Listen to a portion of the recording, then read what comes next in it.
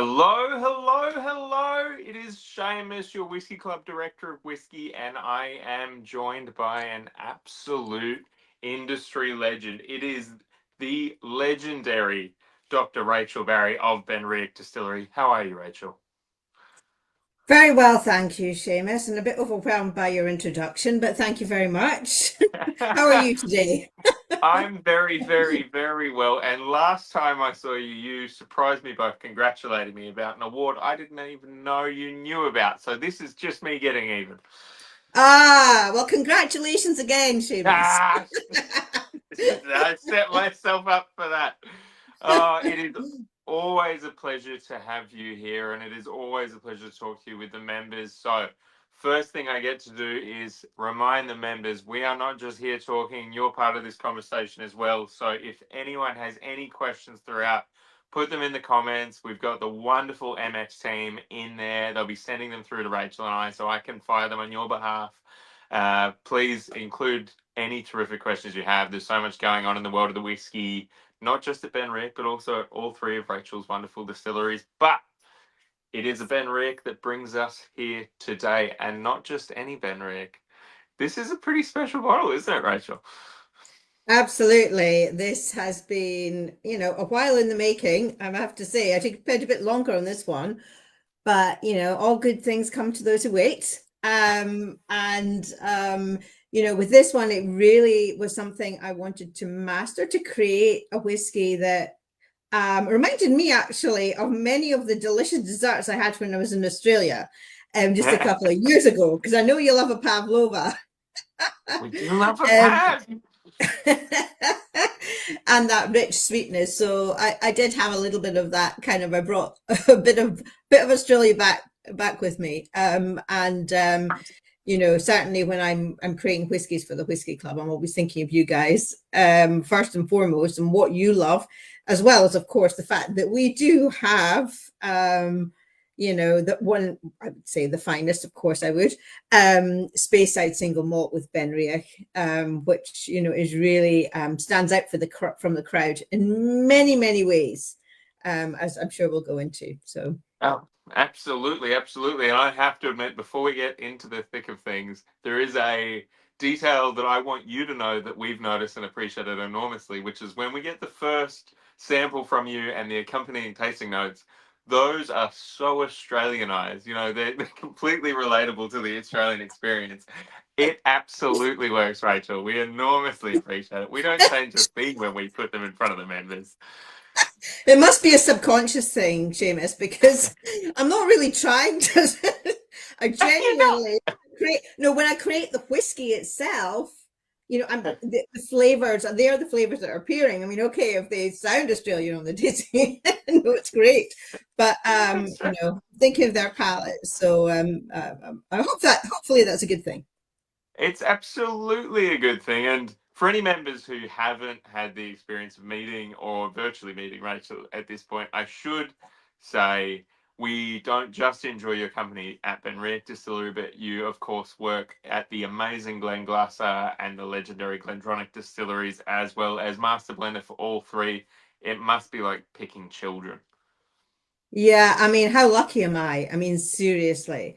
To have such variety, such richness, such diversity. I mean, of course, what I always say, and I'm brought up in the northeast of Scotland, um, between actually Glendronach, Benriach, and Glenglassaugh, and so lucky to experience two distilleries, literally sort of 30, 40 miles apart, but one from the Ben with Benriach, the highest altitude, one from the Glen, deep in the valley of Forg with Glendronach, very deep, robust whiskey, single malt, sherried.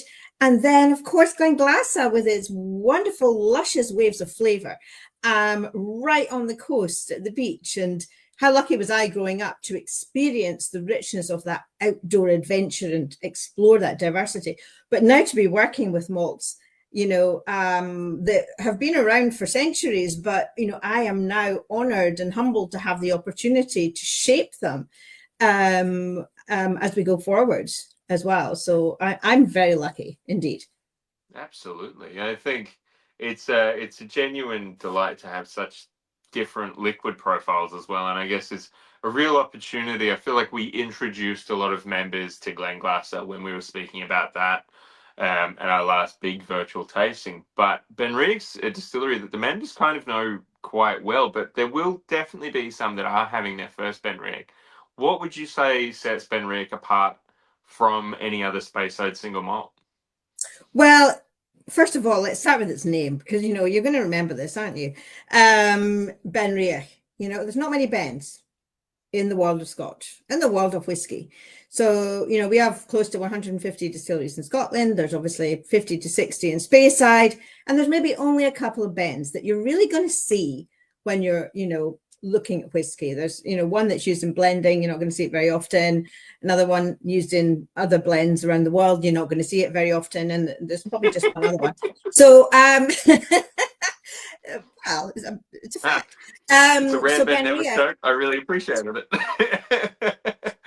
you got onto that. Benriach, I always think reach for the Ben because it's what it says on the tin, guys. Reach for the Ben, Benriach. Benriach.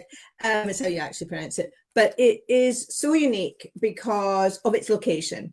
It's right in the heart of Speyside, midway between the Cairngorm Mountains and between the Murray Firth.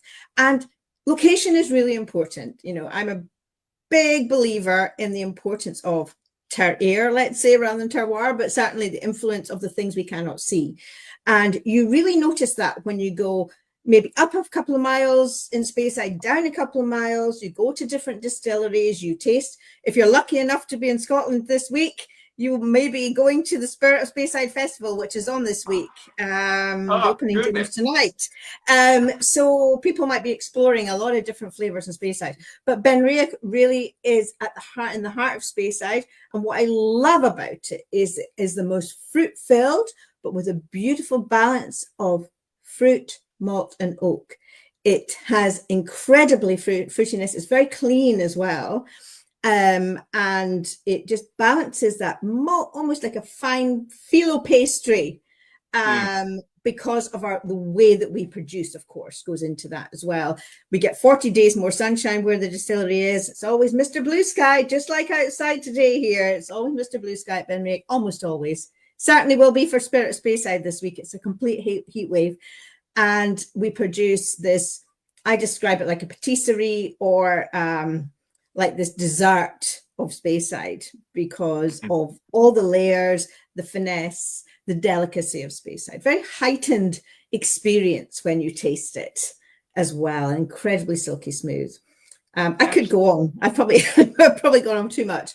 But I also learned to glide. I was just discussing this with you, Seamus, before we got on this call. And when I was a teenager, because I was so lucky to be able to do all these outdoor pursuits, I learned to glide a plane over Benriach Distillery. And for me, I just cannot get that out of my head. Every time I nose and taste Benriach, right from the spirit of the still, right through to our very old and rare expressions. And of course, this incredible, delicious, delectable Whisky Club expression too, it just glides on the palate. It just lifts, it lengthens, it does spins and pirouettes and acrobatics.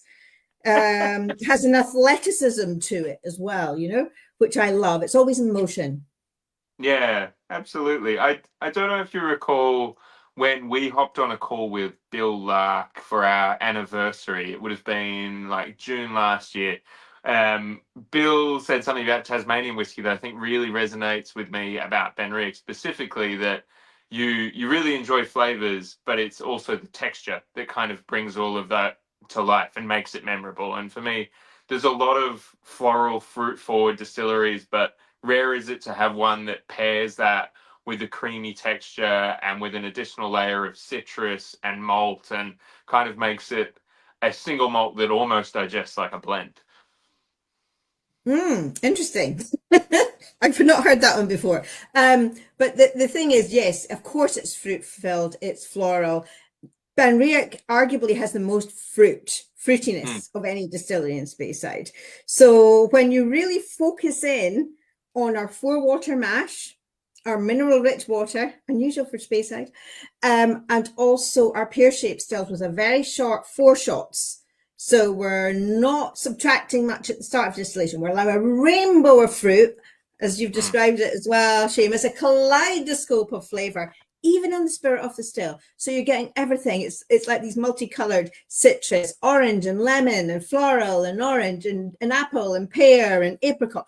All of that, all in the spirit, in the DNA of the spirit, so that when I then transfer that into our most eclectic cask collection, it can then add layers, amplify, bring out that rainbow, that spectrum, that kaleidoscope in different directions, but always have the perfect balance of fruit, malt, and oak, and occasionally added layers of smoke.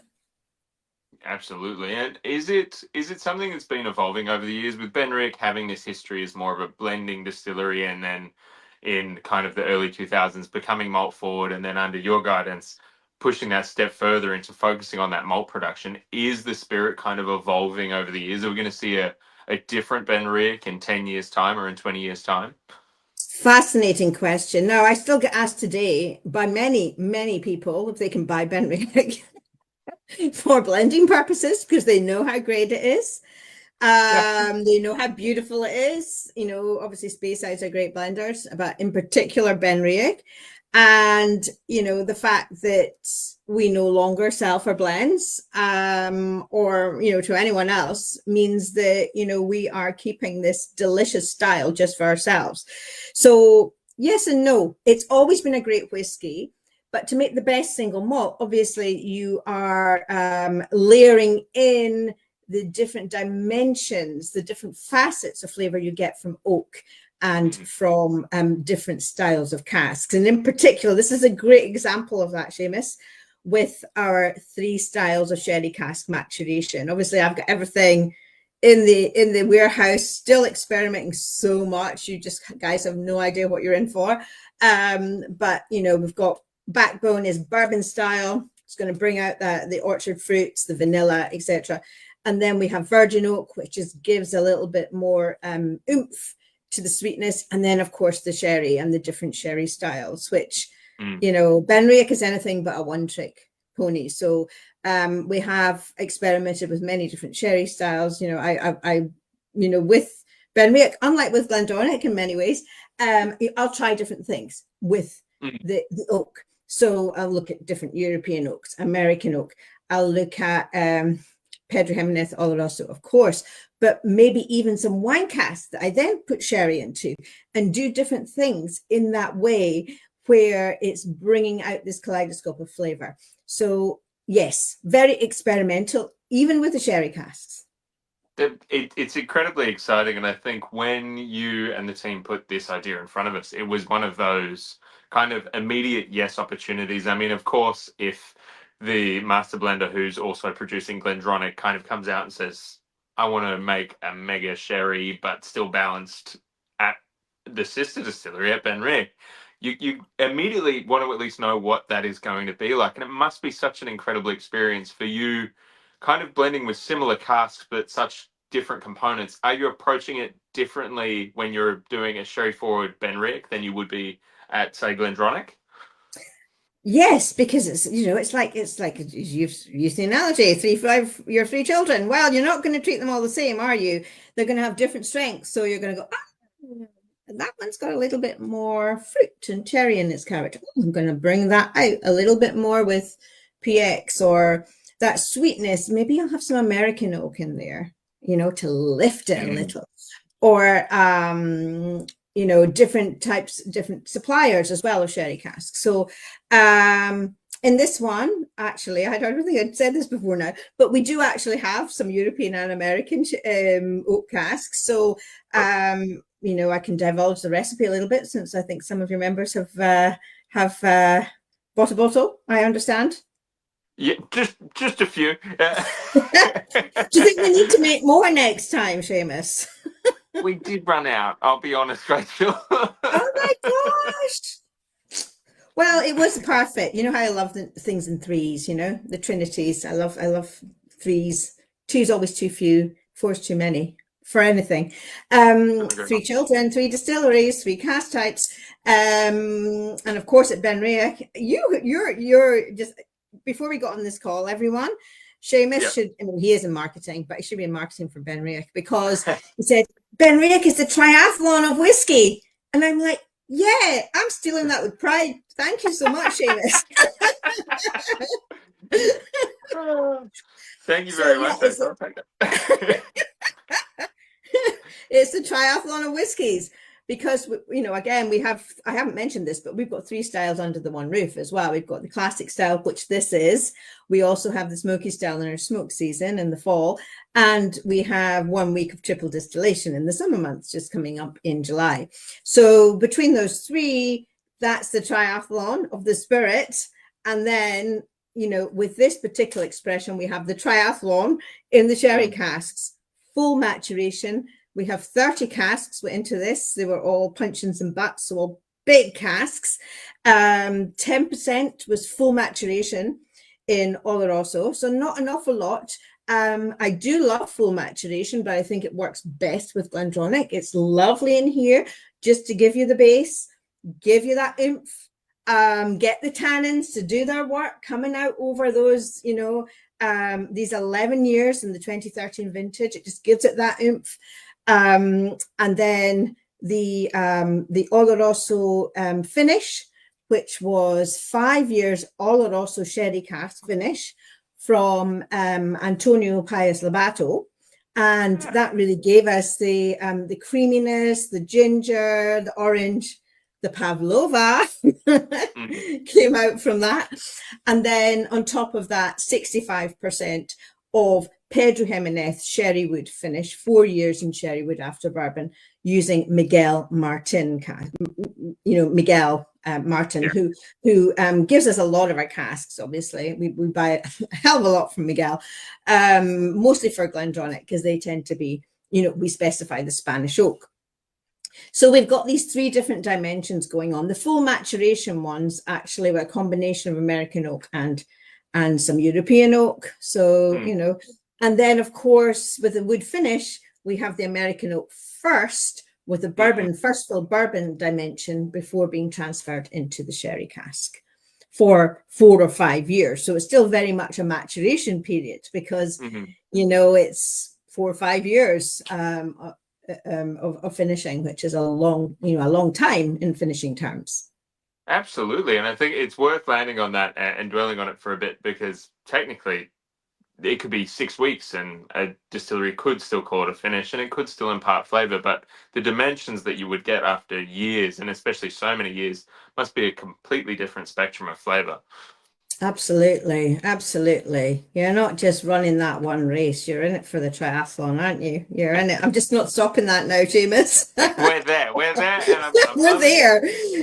You're getting that full experience. That's what you're doing. You're full experience. It's emotion, motion. It's changing. It's the dimensions. It's testing your taste buds. You're really exercising them all. Oh, there we go. Aren't Hey, you? very nicely done, Rach. All right, I've got a terrific question from Dennis Wells, and then we'll taste this whiskey, because Yeah. I'll be honest, I've been tasting it already. Dennis Wells, great question. Before retiring, I was a coffee roaster, and to determine where to stop roasting a coffee, you had to roast it to its end and then pair back from there. Rachel, how do you determine when to draw whiskey out of a cask? Is it similar in just taking it too far and then working backwards, or is there more of a method? There are lots of choices. Choices. Well, I say this, I know, a little bit flippantly, but however, if you think about it, we are distilling hundreds of thousands, million liters of alcohol per year, whatever, and putting it into the wood policy of casks. So from the word go, I'm going into bourbon, some virgin oak, a little bit of wine, a little bit of sherry. Okay. And then over time, as it gets to 5, 10 years old, sampling each parcel and then deciding, okay, in portfolio strategy, what do we need for the 10-year-old, the 12-year-old? These wonderful limited editions. What am I going to leave behind for 16, 21, 25, etc. So what I'm trying to say, that's why I'm going choices. It's not simple. However, because we have the beauty of time, of maturation, of leaving the casks, of sampling them. Over time, it's probably a little bit different from coffee roasting in this way. I can decide after 10 years, after 12 years, or whatever, what I'm going to do next. So the decisions are very much, there's a lot of pivot, pivot, pivot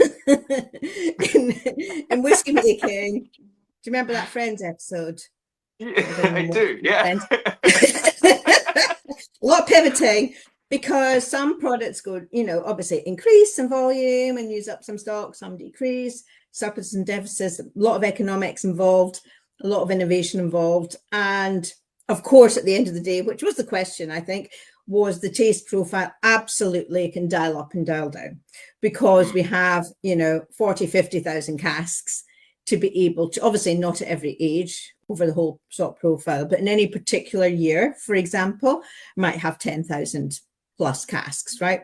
Or 5 to 10,000 casks at the younger years. And then I can decide, right, okay, which ones of those am I going to finish, enrich, which ones I'm just going to leave there beautifully in the bourbon casks that are going to give us that lovely creamy orchard fruit. And then together, what can we create? And of course, every single product is different. So yes, probably like coffee roasting, you probably do have quite a plethora of different products. So with Benriach, if we've got 10, 15, 20 products, including limited editions over, a whole range of ages for the world, it can dial up and dial down to get to different sweet spots for each person. I think that's a wonderful way of putting it because if it was a Benriach sherry forward expression, it was never going to be one kind of cask. It was never going to be one version of maturation, right? It was always going to be a layered approach to it. And I think we ought to taste this whiskey, but then I have another question for you just about how you put it together. But I would love if you could walk the members and I through this unctuous dram. Wow, look at our glasses, Seamus. Obviously, our lighting is slightly different Yeah. because your one, just shows you how much is in this glass. I love Yeah. this in different lights because your one is definitely got an amber hue, and my one is showing the cherry. I've got Yeah, the big cherry time. hue coming out here. Look, might be the room I'm in. I'm not sure. Nice contrast with the blue. Yeah, really rich. And what I love again about the triple cask maturation, and okay, this is a minor thing because you're in it to taste, aren't you, rather than look at it. But to admire it, first of all, you have to admire its beauty. And from a full maturation in the Oloroso, you're going to get more of the browner hues. The 65% the Pedro Jimenez in the Spanish oak is actually giving you more of the reddish hues. Okay. And I love the reddish hues, and this is probably a bit of a subconscious thing because it reminds me of the beautiful rich cherry, cherry as in CH cherry, which I always find in Benriach. We have a beautiful cherry blossom tree, which has been stunning for the past couple of weeks. It's just losing its blossom now. But at 11 to 12 years old, you really notice the cherry coming out, the cherry blossom, or the from the Speyside style. So color, I'm not even talked about in the nose. Anyway, 50 point. Where did we land? 50 point. No, where are we? We landed at 48.4. Apologies, Seamus. It's I all didn't right. look We at dabbled with it. 50. Well, we remember That's where we dabbling with landed. 50. This was the Yeah. sweet spot. This was the sweet spot. I remember this was the sweet spot. So if we dip our nose in, give it a swirl in motion. Remember, Benriach's always in motion. We're climbing for the bend. We're reaching that bend. Get it moving. It's going to be acrobatic on your tongue. It's going to do the spins. It's going to do the, it's just going to wonderfully be athletic on your palate. Anyway, dip your nose in and whoosh, you get that whoosh coming out of the glass. It's never shy. In the sherry casks, it's never shy. Benriach is bold as it is delicate, which is what I love. That paradox of boldness and delicacy, that tension, that collision combination is just something for me that just is so unique. On the nose, what do you get? I get the cherry, I get the orange, the ginger, definitely the pavlova, the cocoa, the chocolate coming through, that almost velvety note that comes through from the Pedro Jimenez sherry, the It is that creaminess chocolate from the, sport kind of really yeah, dark chewy chocolate. oh, it's got a little bit of nuttiness as well, some almonds and pistachio, touch of walnut. So it's again this, ooh, it's very gourmand. I usually say Benriach is very gourmet. It's usually more gourmet in its most delicate form, but with a little bit more oomph in it. It's verging on the gourmand, but not so much that it goes too. It's just that beautiful sweet spot, gourmet In the middle. gourmand, somewhere in the middle. Yeah. Oh, goodness. You could smell that Fruit, all day. malt, and oak. Fruit, malt, and oak in perfect harmony. So you're always getting the fruit. You're never, and the beautiful orchard, sunny days at Benriach. Also the touch of raisin, the date in beautiful harmony. It's so clean, it's so rich. It's just the most delicious sherry. Very different from Glenglassaugh or Glendronach, for example, in the sherry cask. But as well, we've got the triathlon going on in here, so there's a little bit more happening. So Dipper, I've not even tasted yet. You've had a taste, Seamus. What do you think? You've been tasting all through this. I've been very happily tasting all the way through this, and that is actually the biggest challenge I've had with this whiskey. There is an unofficial test that happens at the office, and any marketing staff who have ever sent sample bottles, close your ears. Whilst we make sure we always get a bottle for photography to take those wonderful pictures, we also get a bottle to taste with the entire team and make sure everyone gets to have a little dram of it. And I think there would have been, some staff around the table, everyone having a dram, and it was a Friday afternoon, and we kind of all just silently fell in love with the whiskey. And it wasn't really one of those whiskeys that people kept having to explain, but they kept coming back to it. And we turned around, and the bottle was starting to look like that after a fairly short amount of time. And I think that's what's so delicious about this whiskey. I don't know if I can put words to it, because it's chocolate, it's cherry, it's fruity, it's rich, but it's also so wonderfully accessible. It's just perfect whiskey. And I know that sounds, I'm not trying to blow any smoke, but it is genuinely just Yeah. the exact whiskey drinking experience you want. And that's what you get when you have a fruit-filled, clean distillate that is complex, that has a rainbow of flavor, the phyllo pastry of malt straight off the still, and then in these casks that amplify, that deepen, that enrich. But at the same time, every time I go back to this, maybe just because it's a glorious outside, I'm getting the cherry blossom now. And I'm like, whoa, I never got that the first time. I never wrote that in the tasting notes. Wow, I'm there, because it is beautiful, obviously, springtime here and in the UK. And we have the cherry blossom at the moment. And somehow it's there as well. It's not just about the sherry, it's got that beautiful finesse and delicacy as well. And I think for me, the finest foods do this as well. They have so much going on in them, layers upon layers of flavor, of texture, of aroma, just delectable, I think is the word. I'm going to taste it now, Seamus, and I hope you've had a taste at home, and if not, I hope you can get a bottle. If not, you look out for the next one or share some with some of your club members who maybe didn't get one. Yes. Badger your mates. Sharing is caring. Cheers. Sanjava.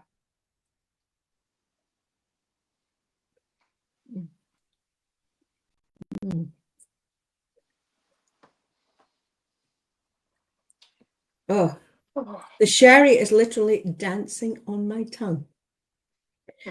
And it's, flowing, it's pirouetting, it's salsaing, it's lifting. It's definitely climbing that bend. It's lifting on the palate. There's a clarity to it. But at the same time, there is this incredible sweetness, this smoothness. It's gliding, it's carrying these millions of flavor explosions. Absolutely. And gliding at the same time. Yeah. There you go. Have you tried gliding with millions of flavor explosions? This is what this is for me. I'm in a glider and I'm tasting this wonderful explosion of fruit, and I'm just feeling that effortless gliding, looking down on the world, top of creation, before I go a little bit higher, and do that acrobatic thing, where it's still acrobatics on my tongue. Yeah, I don't know about it you, lingers and lingers and lingers and lingers, and but it's it got goes all the from coffee to chocolate to cherry and then back to coffee. It's but it's it's always delicious. juicy flavor explosions with fruit, malt, and Absolutely. oak. Fruit, malt, and oak is in every single little one of those flavor explosions. You almost cannot separate them. The troika, they're Mm, all in each flavor explosion, which is why it doesn't rest in one place. It's like a whoosh, whoosh, fountain, fountain of absolutely. fruit, fountain of flavor, and it just keeps gushing. It keeps rolling. Just keeps moving, but nothing dominates. That is the beauty of a perfectly balanced Benriach, of course. Mm, And you are left with a delicious finish, yes. which for me is the sign of the very best single malt. Nothing bitter, nothing harsh. Everything is delicious. Just wants you to keep going back for more, which is probably why Absolutely. you went through that whole. It's the meal that you accidentally ate and then regretted not savoring your last bite. It's Well, I've got a ultimately few chocolates here, and I think I'm going to be munching on these and going, oh, I think I had too many. But yeah, chocolate in this. Wow. Or I some cherries or dark cherries with this as well. You can see you can go fruit as well combination, which is quite unusual to be able to do fruit with whiskey mm, pairings. So if you actually have, a juicy plum or, mm, a juicy cherry and you're eating that with this, amazing. It just bursts. absolutely. And not many malts can do that. Malts can do chocolate, and some malts more savory can do cheese. But to do that, to do fruit as well, beautiful, beautiful pairing. Or of course dessert, because we know this, I think it's this expression. Was it this expression that there was this incredible mind-blowing when I saw the film? I was just, wow, Australia does things really well with Benriach. Amazing. The pairing with PY desserts. Was that right? Yeah. There was a pairing with uh, Scotch cross bun. oh yes, absolutely. We worked with a little chocolatier. That was the wonderful team in Australia's Brown Forman half pulling that off. But there was some delectable pairing there. It's an easy whiskey to do it, as you said. Easy It's but interesting, yeah, absolutely. That's the thing. You can have a great conversation, but you don't have to overthink it. You can just enjoy it. Exactly, exactly. Now, Does that make speaking of, sense? it completely does. Hopefully, to everyone else. Speaking of conversations, we've been waffling on, and there has been so many good questions come through from members. I would be doing a Great. disservice if I didn't fire a few at you. So, from old to new, I might throw some of these at you if you're ready for me, Rachel. All right. All right. We've hit a few of these organically just going through things, but goodness me. So, great question about rum casks. Now, I don't think you'd be surprised here that Australians love a rum cask. Matthew Cohen's asking, is there any rum cask in the making at Benriach Distillery or any of your others? And anything Yes. you want to reveal? Yes, absolutely. Benriach is one I would do rum with. Absolutely. I don't think I'll be doing it with Glendronach though. Don't want to disappoint you. Definitely rum.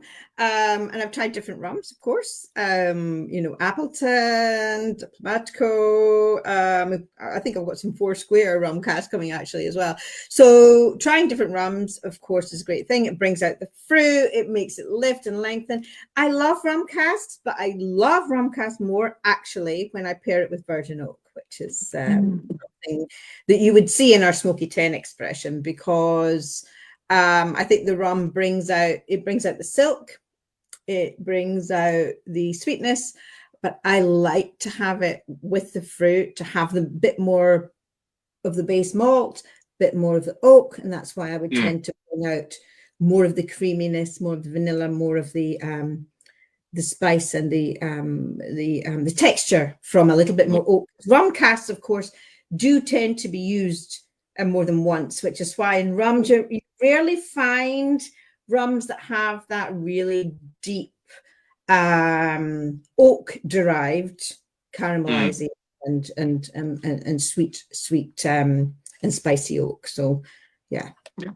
I could It's go a on. terrific answer, and I might keep us on casks because I have a very similar question from a couple of our members, Stephen and Owen, about what happens with these sherry casks after use. Obviously, a lot of first fill has gone into this whiskey.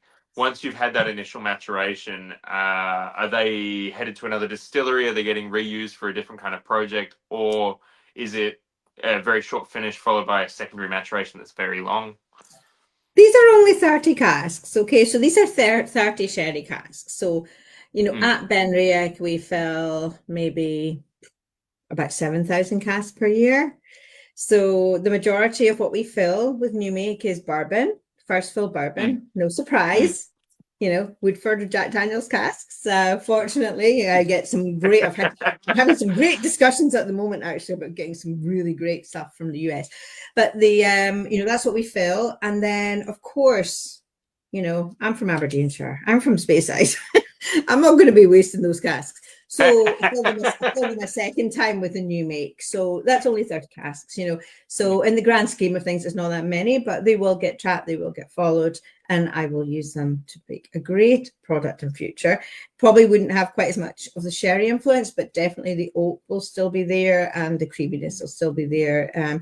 You get a beautiful, beautiful style actually from a second fill sherry. Not many people know that, but you get for something that's actually much more creamy than you would get from a first fill bourbon. It's really a beautiful, beautiful contribution. Yeah, absolutely. I love to see them, and it's something that's always fun to bring attention to because it feels very Scotch to have a refill sherry, but they don't get almost all the love all the time. Second On fill. the topic, sorry, Second fill. Yeah, second fill. second fill rather than yeah. Sorry, I scientists can't help myself. Sorry. I cannot Second blame you at fill all. I was sherry. I mean, second fill sherry is one of my favorite types of casks. Third mm, fill, you will lose that contribution from the oak, depending on the number of years, of mm, course. But you would keep. A refill sherry, for example, is good for really long maturation, and you just to keep mm. the spirit in there until it's maybe 15, 20 years, and then decide what to do is amazing. But a second fill sherry can be really, really good, even at 10, 12 years old. Absolutely. Do you find transferring from, say, really impactful, rich first fill casks, the second fill liquid that you're getting out of them is hitting a similar quality? Is there a kind of parity to it, or is it a bit of sometimes they work really well and sometimes they're less For impactful? sherry or for bourbon or for any others? Which For one? anything, really. They vary a lot. That's why I'm being quite Yeah. specific in my question, Right. because between a first and second fill bourbon, if it was like 5 to 10 years, there's a slight difference, but it's not huge. Okay, you're going to Mm, keep a little bit more of the fruit. You're not going to get quite as much of the spice and the vanilla, but it's still a really good cask. A sherry cask, obviously, you're going to get the oomph for the first fill, especially with Spanish oak. And a seasoned cask in particular is going to give you incredible intensity if it's done well. And then the second fill will give you quite a lot of oak. It's a seasoned cask with sherry, as well as the sherry is just dialed down a bit. So I think it's the contribution of the fruit or the previous fill, obviously, and the complexity of what's happening in the oak. mm. That's why I'm saying the dimensions will differ depending on what the first fill actually is to then the second fill. But I do love a second fill bourbon. My favorite is second fill sherry. Second fill wine casks are okay, but I don't think they give you quite as much. So sometimes they need a little bit of a, like a boost, a bit of a retoast or whatever. So it Mm. just depends on the first juice, I think. Yeah, fair enough. There's a fantastic question here, just returning to something that you said earlier about Benriach and the mineral heavy water source. Now, I vaguely remember bouncing around with Stuart Buchanan like 7 years ago and him saying it might be the most mineral heavy water source, but it was unproven at that point. It was just an I idea. think that might have been before Brown Foreman did the analysis. Perhaps. I could be wrong. Perhaps. Perhaps, maybe, but it's definitely not. Glenglassaugh is the heaviest. It's Glenglassaugh because Glenglassaugh has about double the mineral content of a previous distillery I used to work for that used to say it had higher mineral water. Wow. Um, Benriach actually is comparable to that other Mm, distillery, I would say, but very, very unusual in Speyside. So in Speyside, it tends to mm, be salt water, obviously, 'cause it's river water. Because we've got our underground aquifer, it's this really lovely mix of strata from red sandstone and a little bit of limestone, but mostly the red sandstone, actually. It's giving you the mineral rich, but it's giving you a very definite spectrum. Whereas mm, Glenglassaugh will have a lot more calcium, for example, as well as magnesium. mm. The Benriach, the level's a bit lower, and your balance of calcium and magnesium is about the same, and then with some other minerals in there. Yeast loves things like zinc and magnesium, and they're in beautiful balance in the mineral water with Benriach, which is great for the mashing and great for obviously for the fermentation.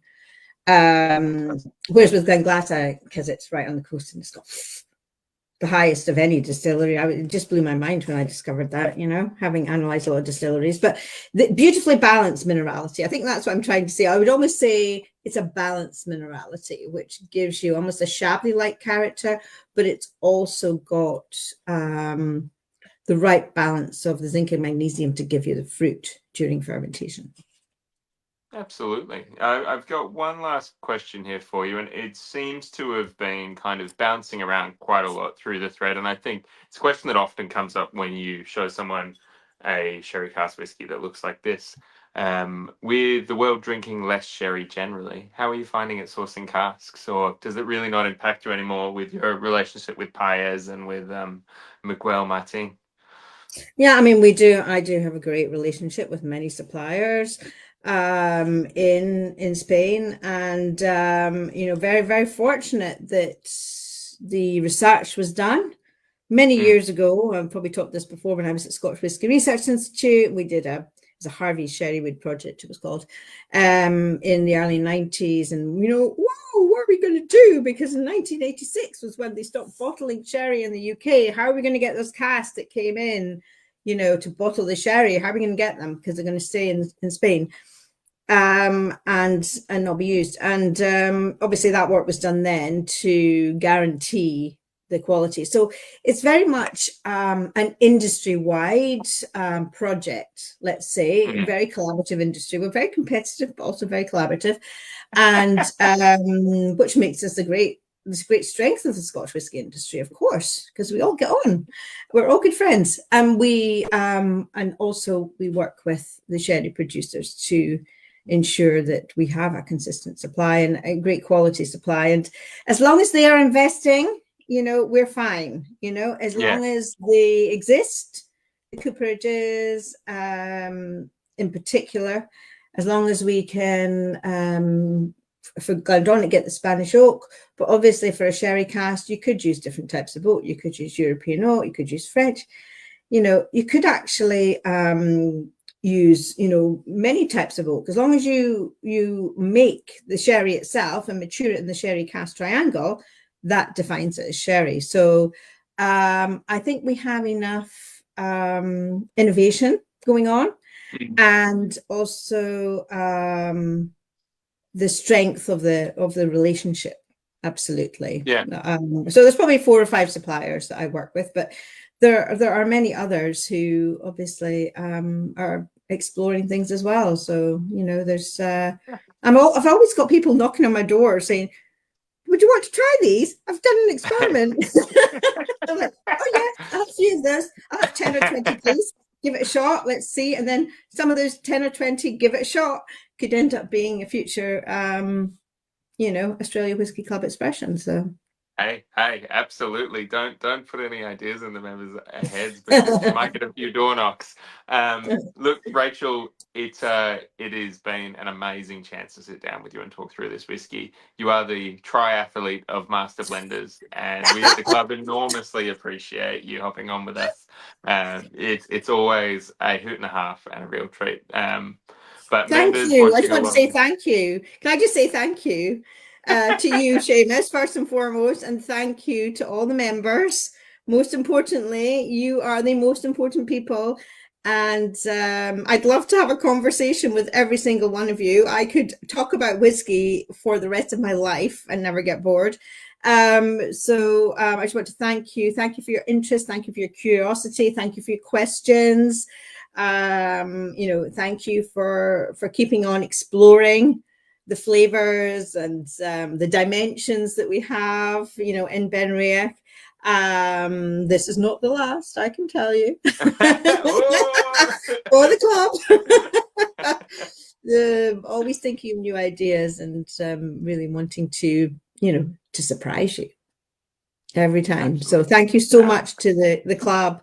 You're so important to us, and thank you to Seamus as well. Thank you, Seamus, for your time and for being very, very so sweet. great, and thank you for the triathlon analogy. It's all yours. Thank you again, everyone, for watching along. I only a little bit of housekeeping for us tonight, and that is number one, Andrew Cooper. Thank you so much for watching along. The wonderful MX team will be in touch because you have won next month's Whisky of the Month for being so terrific and watching along with us. So a massive cheers to you. And for everyone else, it's Whisky Weekend this weekend coming. So get your dram glasses ready because there are some more crackers coming up. But we'll raise one final glass. Mine's empty, very poor form. A little bit in there. For Dr. Rachel Barrie and for yourselves watching along. Cheers and Slanchava.